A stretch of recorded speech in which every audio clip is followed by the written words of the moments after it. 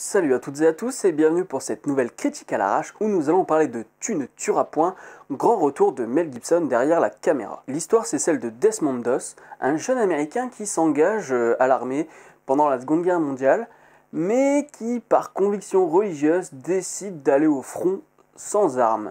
Même pas prendre une arme dans la main, c'est juste un gros taré. Donc, chose que je fais très peu généralement, c'est que je vais d'abord vous parler de l'acteur. L'acteur principal qui incarne Desmond Doss, qui n'est autre que Andrew Garfield. Alors d'habitude, je fais très peu ça, parce que si c'est pour dire que l'acteur joue très bien son rôle, je vois pas vraiment l'intérêt. Mais là, il y a un truc qui m'a surpris, et j'ai pas vérifié, je sais même pas si j'aurais trouvé la réponse, mais je pense que Mel Gibson a choisi Andrew Garfield en voyant ce qu'il avait fait dans The Amazing Spider-Man. C'est hallucinant. La première partie du film, j'arrêtais pas de me dire, mais, mais putain, mais c'est Spider-Man en 1942, quoi. C'est Spider-Man qui décide d'aller au front, quoi. Le même caractère de Peter Parker et de Spidey en mode un grand pouvoir implique de grandes responsabilités, j'ai des responsabilités envers mon pays, mais en même temps j'ai des convictions. Voilà, Andrew Garfield ne tue pas dans le film, Spider-Man ne veut pas tuer, donc j'ai pas arrêté de me dire putain, il l'a choisi pour ça. Mais progressivement, en fait, Andrew Garfield dans le film est passé de Spider-Man à Jésus. Mais totalement. Alors, moi je suis.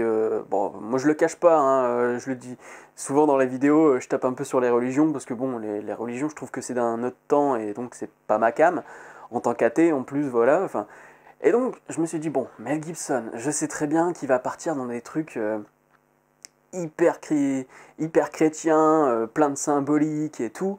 Alors, autant la première partie du film, elle était assez chiante, parce que voilà, il y avait des trucs qui étaient très gros sur le fait de ne pas tuer, sur la religion, tout ça. Et j'ai trouvé ça un peu chiant. Plus la petite histoire d'amour qui aurait pu être un peu plus condensée. Mais par contre, en termes de symbolique, en termes d'image, waouh! Alors, à la fois, on a des gros plans sur, des gros plans sur les mains d'Andrew Garfield ensanglantées, comme le Christ sur la croix. On a une image où il se lave, on dirait un baptême, et il y a même un moment où il est sur un brancard, et la manière dont se déplace la caméra, on dirait que le brancard monte aux cieux, alors qu'en plus le brancard descend par un système de poulie. Donc le truc descend, mais en même temps avec la caméra, t'as l'impression qu'Andrew Garfield s'élève dans les cieux. Putain, c'était magnifique, quoi. Et pourtant, je vous dis, moi, tout ce qui est religieux et tout, ça me gave un peu. Mais quand c'est aussi bien représenté à l'image, bah voilà, quoi, c'est génial, c'est super beau visuellement. Et aussi, c'est très beau visuellement, parce que je vous disais que la première partie, à la rigueur, elle était un petit peu longue, hein, 1 heure de mise en situation, à peu près, si vous préférez, hein, pour dire qu'il aime pas les armes, qu'il aime beaucoup sa femme, et qu'il est très religieux. Et je trouvais ça un peu long. Par contre, dès qu'on arrive sur Okinawa, pouf, le Okinawa déjà il arrive. Allez, le premier truc, c'est une bataille. C'est une bataille frontale où on va dans le tas, où on essaye d'avancer progressivement. Et t'as quoi? T'as un quart d'heure, 20 minutes de waouh, waouh, oh, tu suffoques. Tu suffoques tellement t'as plein d'images qui t'arrivent dans la tête. Le montage est hyper brutal. Mais en même temps, ce montage brutal et chaotique, eh ben, il a du sens. Et c'est pas facile de faire un montage chaotique tout en lui donnant une certaine cohérence spatiale, quoi. Et Mel Gibson a vraiment réussi là-dessus. Alors aussi, j'ai vu très peu de films de guerre, hein. Je sais pas, j'en ai peut-être vu une vingtaine, une trentaine en tout de films de guerre. Et je crois bien que c'est l'un des plus sanglants que j'ai vu. Et même l'un des plus sanglants de l'histoire du cinéma de guerre. C'est-à-dire que il y a c'est des corps déchiquetés, c'est des corps qui partent en lambeaux. C'est simple, à un moment, il y a un soldat américain qui est de dos et il se fait mitrailler le dos et son corps part en charpie. C'est hallucinant. Alors le moins de 12 ans dans ce film, je vous préviens, il est primordial, vraiment. J'emmènerai pas voir même un gosse de 10 ans, parce que parfois on peut se dire que le CSA abuse un peu sur la limitation d'âge. Un gosse de 10 ans, faut pas aller le voir ça. Faut pas qu'il aille voir ça, vraiment ça va le perturber. Parce qu'il y a même des... Quand je vous dis que ça part en lambeaux dans le dos à coups de mitraillette, il y a aussi des visages qui sont complètement déchiquetés. Alors, on pourra peut-être reprocher à Mel Gibson d'en faire un peu trop, mais sauf que non, c'est la réalité de la guerre. Faut arrêter de chercher à aseptiser les choses. Là vraiment, t'es vraiment dedans, quoi. C'est un truc de dingue.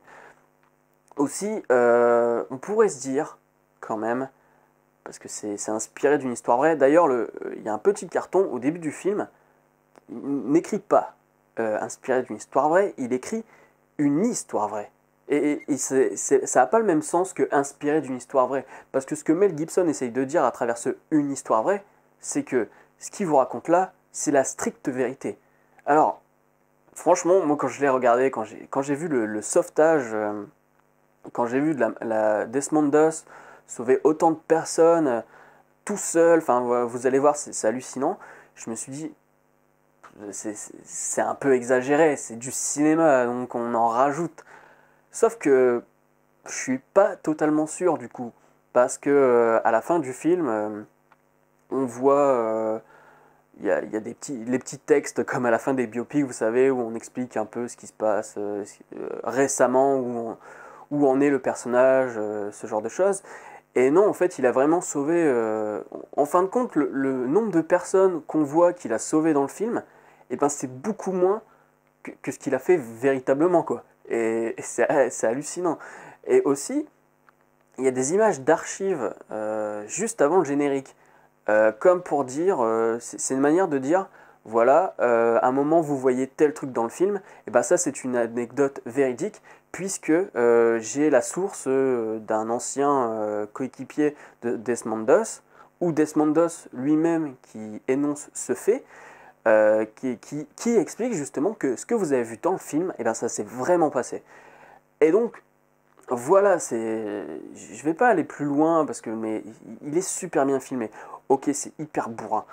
La première partie est un peu longue, faut le dire.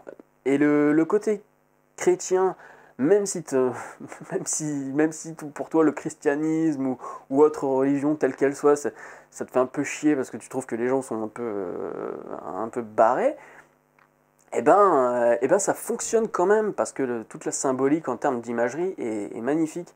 Et aussi, tu pourrais te dire aussi que bon, il est un peu extrême comme personnage parce qu'il est très catholique et donc enfin protestantisme ou je sais pas, enfin c'est encore une petite partie du christianisme voilà qui est différente du protestantisme et du catholicisme et donc tu pourrais dire que c'est un peu abusé, mais en fait ce personnage-là, il est super important parce que tu te dis que c'est un message très violent, enfin c'est un film très violent sur la guerre, mais qui en même temps est un message de paix.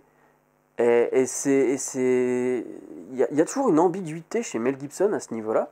Et pareil, de la même manière, tu pourrais te dire, ah, ça parle mal des Japonais. Moi j'avais peur qu'on tombe sur un Pearl Harbor de Michael Bay, version Mel Gibson, parce qu'il y a beaucoup d'Américains qui font une analogie comme quoi les Japonais sont surhumains, ce sont des monstres, ils limitent qu'ils sont des enfants du diable ou ce genre de choses.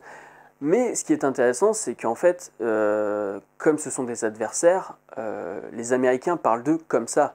Mais Desmond est là pour renverser la situation, c'est-à-dire qu'à un moment, il va sauver quelques Japonais, et c'est là que tu vois que tout le film prend son sens, quoi. Et même par la suite, un des généraux japonais se suicide à la manière des samouraïs, si je dis pas de conneries, parce que je connais pas très bien les pratiques samouraïs, mais enfin, il se plante un couteau, un sabre dans le ventre, et on lui tranche la tête. Et ça, il me semble vraiment que c'est un truc de samouraï, et ça, c'est une manière de montrer que les Japonais ont beaucoup d'honneur en fin de compte. Et donc j'ai trouvé ça très intéressant que Mel Gibson passe son temps à retourner les situations, à faire passer Desmond pour un sombre abruti qui comprend rien à la guerre, pour finalement que tout le monde lui dise non en fait putain mais t'as raison mec, je t'ai mal jugé tout le long du film, c'est ça. Et Jésus c'était ça. Jésus en fin de compte, il a marché, il a fait son pèlerinage et tout le monde le prenait pour un abruti au départ, et finalement voilà toutes les personnes qui l'ont suivi quoi. Et toutes les personnes qui ont regretté de qu'il a été dénoncé, ce genre de choses, quoi. Et se sont dit derrière, ah non, en fait, Jésus c'était quelqu'un de bien. Enfin, après la Bible, hein, voilà, je parle pas de point de vue historique. Donc, voilà, vraiment, Tu ne tueras point, c'était vraiment une tuerie. Je fais pas exprès ce jeu de mots entre tuerie dans le film et tuerie en tant que film. Mais voilà quoi, il y a juste, je vous le dis, cette première partie que je trouve un peu longue. Et la musique aussi, j'ai pas vérifié qui était à la musique. Peut-être Hans Zimmer, à vérifier. Je mettrai peut-être là, je mettrai le nom, parce que je regarderai juste avant de monter la vidéo. Mais voilà quoi, la musique mais te transporte. Enfin, voilà, c'est un très très bon film de guerre, qui est pas parfait, hein, mais voilà quoi, allez le voir, allez le voir. Voilà, vous allez voir qu'on peut faire un film de guerre sans faire passer les Japonais pour le méchant ennemi sans âme et compagnie, quoi. Donc voilà, Tu ne tueras point, vraiment très très bon film, et puis je vous invite à aller le voir, et je vous dis à la prochaine. Salut!